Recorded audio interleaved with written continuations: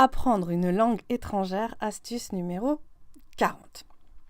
Alors, attention, c'est plus qu'une astuce, c'est carrément c'est plus qu'une philosophie de vie parce que c'est une nécessité physiologique si vous voulez être à l'aise dans chaque instant de la vie de tous les jours.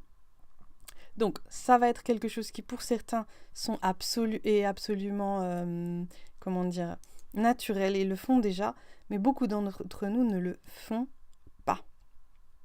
Ça s'appelle l'anticipation.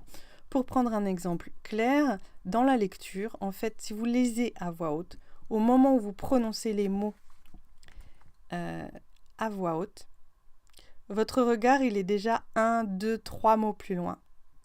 D'accord ? Parce que si vous faites ça, si vous anticipez avec votre tête la lecture, donc oui, vous êtes en train de faire quelque part deux choses en même temps, vous lisez déjà 3 mots plus loin, alors que, là-dedans, ça lit 3 mots plus loin, alors que vous êtes en train de prononcer le mot du début de la phrase. Donc cette anticipation, certains d'entre vous la font déjà naturellement, d'autres peut-être pas. Peut-être que vous lisez au mot à mot, c'est-à-dire que vous regardez le mot que vous êtes en train de prononcer.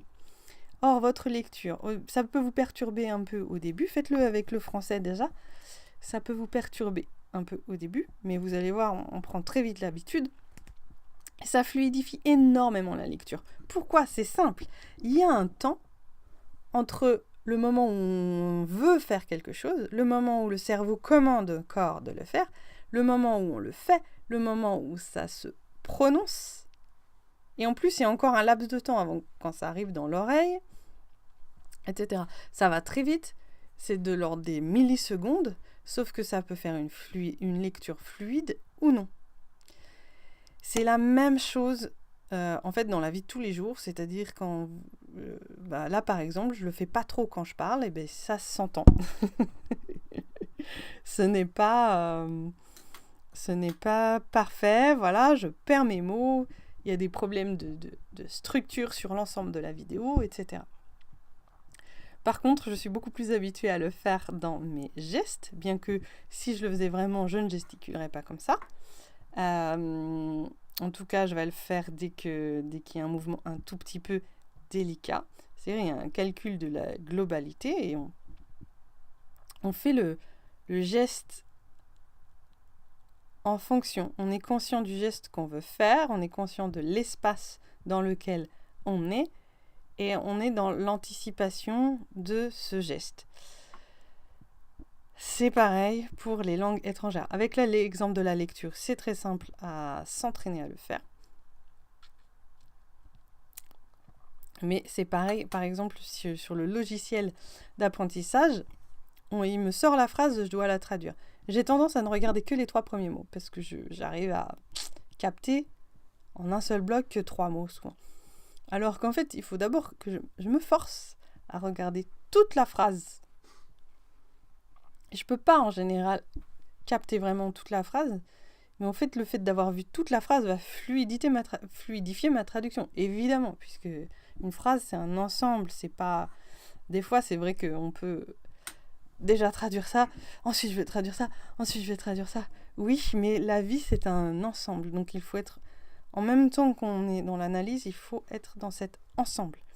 Donc, apprenez à anticiper.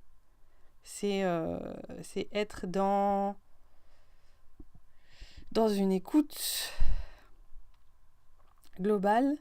Donc ça, si on prend l'exemple du corps, c'est être dans la conscience de l'espace. Et en même temps, on pilote son corps qui va faire des mouvements.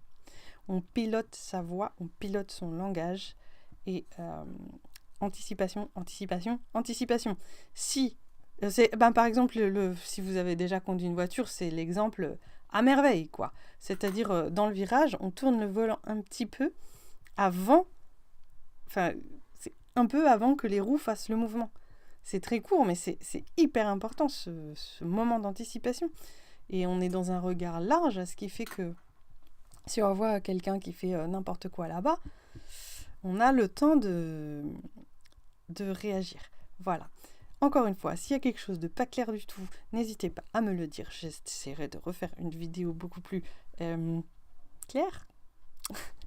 Et si vous avez d'autres questions, posez-les moi en commentaire et je vous y répondrai. Voilà, à bientôt!